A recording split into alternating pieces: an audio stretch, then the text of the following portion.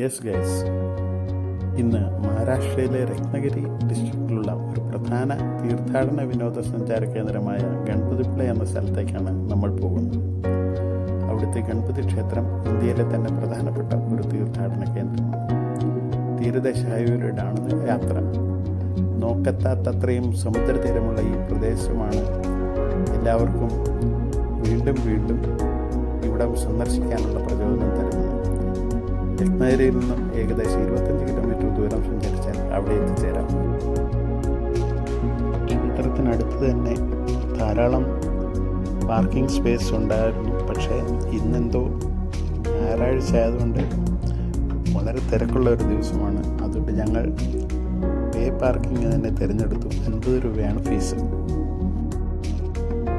സമുദ്രതീരത്ത് സ്ഥിതി ചെയ്യുന്ന ഈ ക്ഷേത്രത്തിൻ്റെ പ്രത്യേകത അവിടുത്തെ പ്രതിഷ്ഠ സമുദ്രനിരപ്പിൽ നിന്ന് താഴെയാണെന്നുള്ളതാണ്.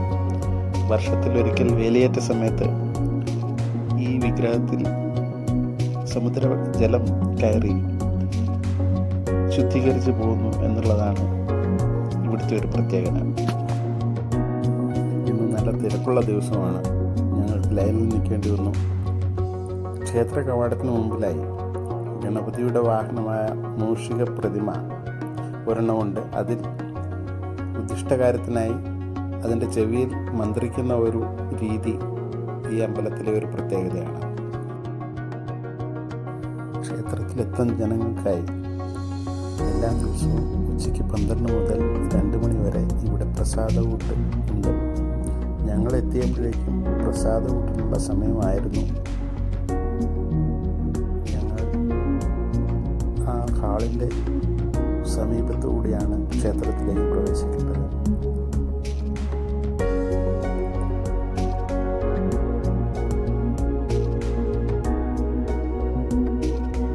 ദിവസവും എത്തുന്ന ആയിരക്കണക്കിന് ഭക്തർക്കായി സൗജന്യമായാണ് ഈ പ്രസാദം വിതരണം ചെയ്യുന്നത്.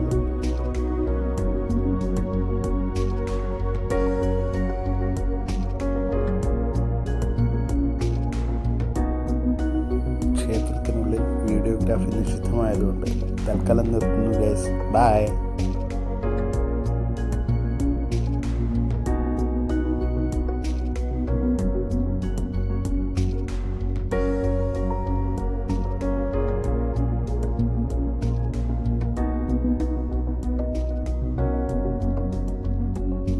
യെസ് ഗൈസ്, ഞങ്ങളും പ്രസാദോട്ടിനൊപ്പം കയറും.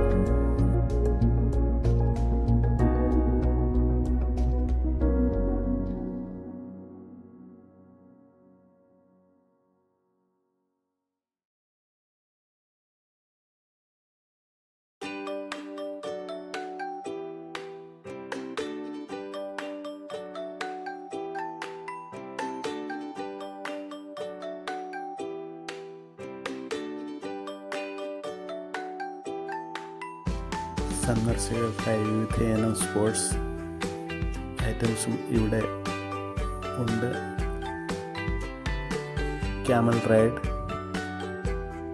മോട്ടോർ സൈക്കിൾ റൈഡ്, പിന്നെ സ്പീഡ് ബോട്ട്, പാരാഗ്ലൈഡിംഗ് ഇവയും ആൾക്കാർ നടത്തുന്നത് കാണാമായിരുന്നു.